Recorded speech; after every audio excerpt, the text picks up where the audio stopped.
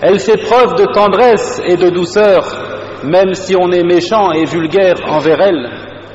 Elle ne répond pas au mal par le mal, au contraire, elle recouvre de bienfaisance et de bonté celui qui fait l'erreur. Elle incarne donc tous les sens de l'amour et elle englobe tous les penchants de la bienveillance. C'est cette créature qui a pris les devants et qui s'est sacrifiée sans cesse, qui a surmonté la tristesse pour que tu sois heureux, qui a supporté la faim pour que tu sois rassasié, qui a pleuré pour que toi tu ris, qui a veillé de longues nuits pour que toi tu dormes et qui a affronté les difficultés pour ta tranquillité. Si tu es triste, elle aussi, elle est triste. Et si tu souris, alors elle est heureuse. C'est cette faible créature délicate qui donne sans demander de salaire et qui déploie tous les efforts et n'attend pas de remerciements. As-tu entendu parler de cette créature qui t'aime plus que tout au monde, plus encore que sa propre personne? C'est ta maman. Observe et médite ton état lorsque tu étais un enfant. Rappelle-toi ta faiblesse quand tu étais jeune. Ta mère t'a porté dans son ventre 9 mois durant, peine après peine, et elle a accouché, douleur après douleur. Ton évolution à l'état d'embryon ne fait qu'augmenter sa fatigue. Tu lui as fait subir plus qu'elle ne pouvait supporter. Et au moment de l'accouchement, elle a vu la mort en face. Des plaintes, des gémissements, des douleurs et des cris. Mais elle a patienté, enduré et surmonté. Et en t'apercevant, elle t'a serré sur son sein, appréciant ton odeur et recherchant les palpitations de ton cœur. Elle a ainsi oublié les douleurs passées, voyant en toi tous les espoirs, les plaisirs des yeux et la parure de cette vie présente. Puis elle s'est mise à te servir nuit et jour. Elle te renforce et elle s'affaiblit. Tu t'épanouis alors que elle se fane. Ton repas est son lait et ta demeure est son giron. Ta monture ou ton véhicule, certes, ce sont ses bras et son dos. Elle te cerne et te protège de toutes parts. Si elle disparaît de ton champ visuel, tu l'appelles à l'aide. Et si elle te tourne seulement le dos, alors tu gémis. Et si un mal te touche, tu l'appelles à l'aide et au secours. Tu penses que tout le bien vient d'elle et tu penses qu'aucun méfait ne peut te toucher tant que tu es dans son giron. Elle craint pour toi le courant d'air et le passage des mouches. Une fois sevrée, en 2 ans, et que tu t'es mis à marcher, elle ne fait que renforcer ta surveillance. Tu bénéficies alors de sa protection rapprochée, te suivant pas à pas. Puis tu as grandi. Les années s'écoulent et tu représentes pour elle la lune pleine. Ta voix se répercute dans ses oreilles comme le chant des rossignols, la mélodie des oiseaux. Ton odeur lui est plus agréable que le parfum des fleurs. Ton bonheur est plus important pour elle que toutes les richesses du bas monde, quand bien même on les lui présenterait. À cette fin, tout lui paraît accessible et bon marché. Même son âme lui paraît peu de choses. Tant que tu es heureux, elle préférerait ainsi mourir et te savoir vivant, paisible et rassuré. Ahmed wa Nasa'i wa Ibn Majah rapportent de Muawiyah ibn Jahima as-Salami qui dit: je suis venu au messager d'Allah sallallahu alayhi wa sallam et j'ai dit: ô messager d'Allah, je voudrais combattre à tes côtés, recherchant par là la face d'Allah et la demeure dernière. Il dit: malheur à toi, ta mère est-elle vivante? Je dis oui. Il dit: retourne donc auprès d'elle et fais preuve de bonté envers elle.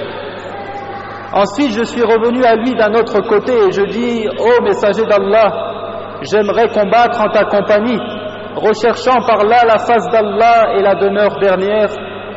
Il dit: malheur à toi, ta mère est toujours vivante? Je dis oui. Il dit: retourne donc auprès d'elle et sois bienfaisant. Puis je suis revenu à lui en lui faisant face. Je dis: ô messager d'Allah, je veux mener la guerre sainte avec toi. je recherche à travers cela la face d'Allah et la demeure dernière. Il dit, malheur à toi, ta mère est vivante? Je dis oui. Il dit, reste à ses pieds, là-bas se trouve le paradis. Reste donc à ses pieds, là-bas se trouve le paradis. Et de Ibn Umar qui dit, un homme s'est présenté au messager d'Allah sallallahu alayhi wa sallam et dit, ô messager d'Allah, je suis venu car je veux combattre pour la cause d'Allah à tes côtés, recherchant sa glorieuse face et le paradis. Et certes, j'ai laissé mes parents en pleurs au moment de me diriger vers toi. Il dit, retourne donc à leur côté et fais-les rire comme tu les as fait pleurer. Et le prophète alayhi salatu wassalam dit, je suis entré au paradis et j'y ai entendu une récitation. Je dis, qui est-ce? On dit, il s'agit de Harithatu ibn Nu'man, et il dit, telle est la récompense de la bonté. Il était le plus bienveillant des hommes envers sa mère. Il était le meilleur des hommes envers sa mère. Que celui qui veut être sauvé donc accompagne sa mère avec bonté. Là-bas se trouve le paradis.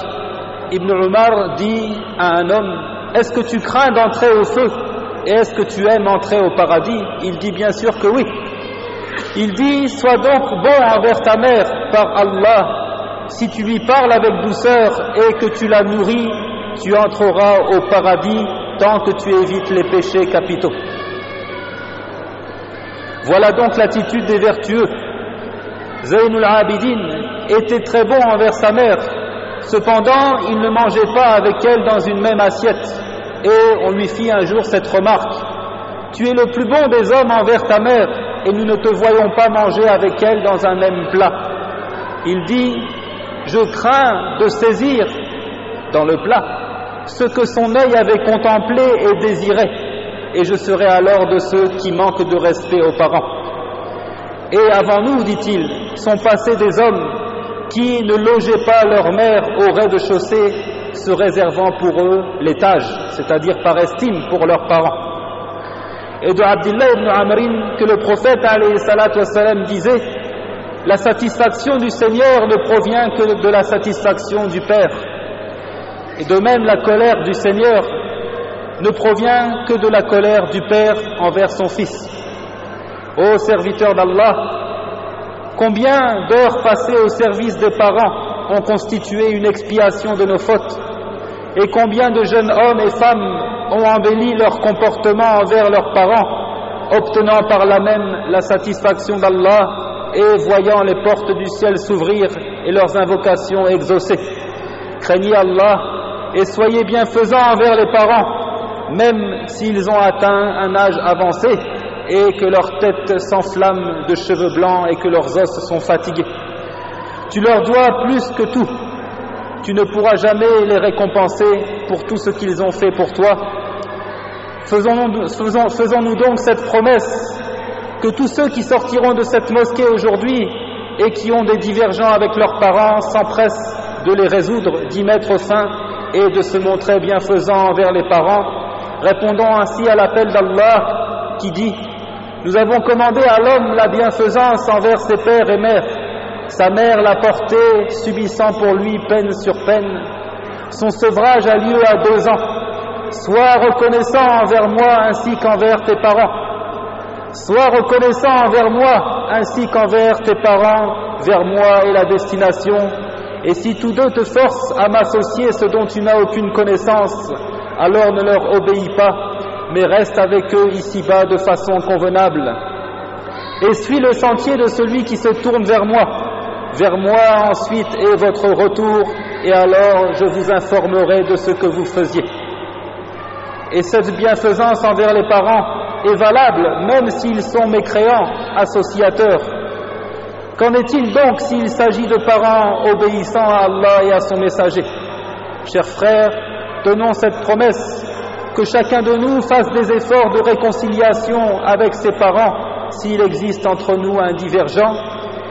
S'ils sont vivants, soyons bons envers eux, et s'ils sont décédés, faisons des aumônes en leur nom et invoquons pour eux le bien et le pardon d'Allah, et louange à Allah, Seigneur de l'univers. Wassalamu alaikum wa rahmatullahi wa barakatuh.